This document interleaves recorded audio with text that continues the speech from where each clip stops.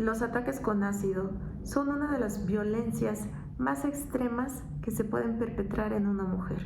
Es por ello que es necesario que se establezca una tipificación correcta, castigos correctos, pero sobre todo una reparación del daño y garantía de los derechos humanos que necesita una sobreviviente.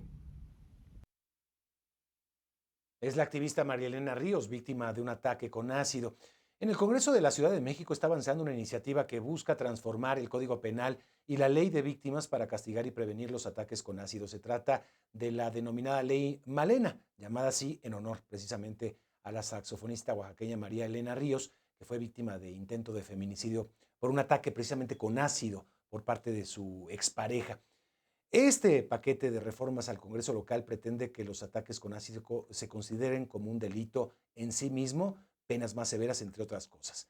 Pero vamos a conocer más a fondo los objetivos de esta iniciativa y saludo a la diputada local Marcela Fuente, quien esta semana presentó el proyecto, la iniciativa. Gracias por estar con nosotros. Son cambios al Código Penal local. Marcela, ¿en qué consisten exactamente, diputada?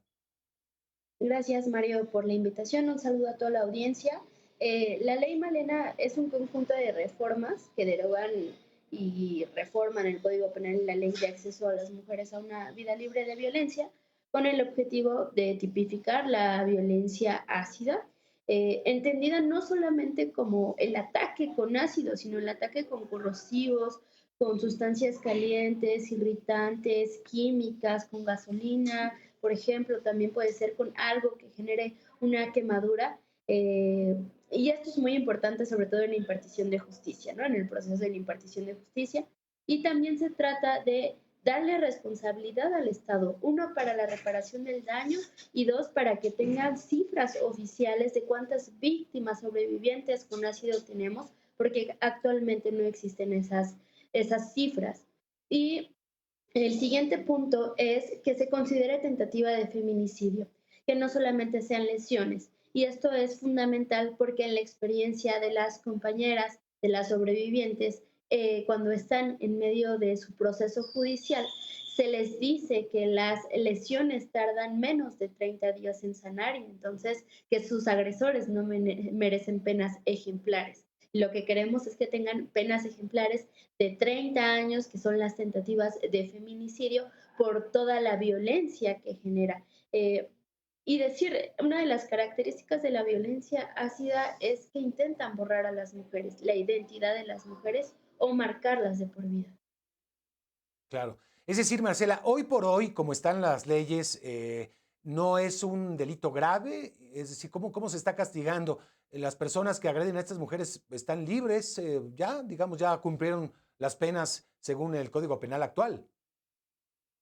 Mira, fíjate que han existido reformas, aportaciones al tema de violencia ácida. En el Congreso local de la Ciudad de México se encuentra dentro de violencia física aquel que agreda con sustancias corrosivas o ácidas.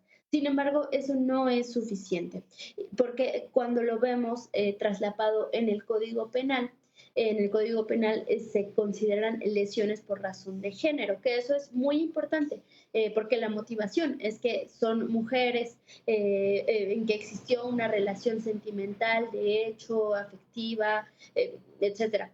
Sin embargo, cuando son lesiones y no tentativa de feminicidio, lo que sucede es que hay un alto grado de impunidad, en tanto no hay pena ejemplar y tampoco existe la reparación del daño, que es lo que mencionaba la compañera María Elena Ríos justamente en la cápsula que acabas de poner. La reparación del daño para las sobrevivientes es fundamental. Ellas necesitan una reparación estética, una reparación en sus familias, una reparación en su salud física, en su salud mental y en el tema social, porque también después de que pues se les agrede con ácido, son estigmatizadas. Oiga, diputada, pero no alcanza reparación alguna para tratar de revertir el daño que se le hace a una mujer cuando se afecta de por vida a su físico, a su esencia. No hay nada que lo pueda reparar, Marcela.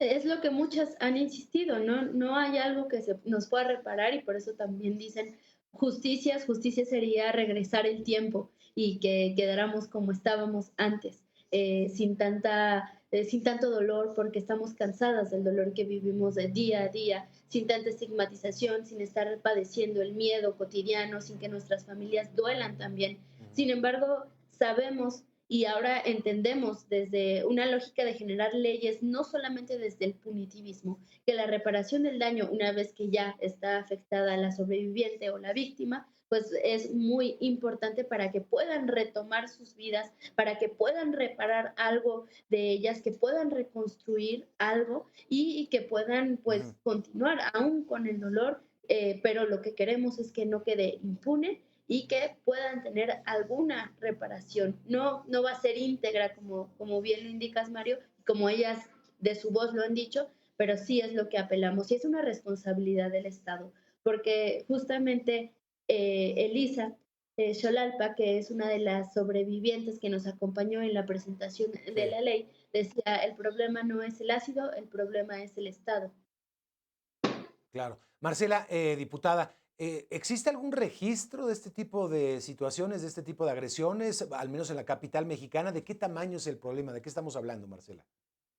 Sí, justamente mencionábamos que las únicas cifras que tenemos son de organizaciones Mm. internacionales y nacionales, pero cifras oficiales no tenemos. Entonces, la ley lo que está proponiendo es que la Secretaría de Salud y los ministerios públicos se hagan cargo de tener estas cifras oficiales. ¿Por qué la Secretaría de Salud y por qué los ministerios públicos? Porque son generalmente digamos, el primer contacto que tienen cuando existe este caso, es decir, generalmente las mujeres cuando sobreviven al primer ataque de violencia de este tipo, pues van a dar a un hospital. Entonces Mm. es importante que estén bien coordinados, que la Secretaría de Salud tenga esta base de datos para que podamos saber con certeza si va disminuyendo, si va aumentando y generar a partir de eso Muy política bien. pública para la violencia ácida.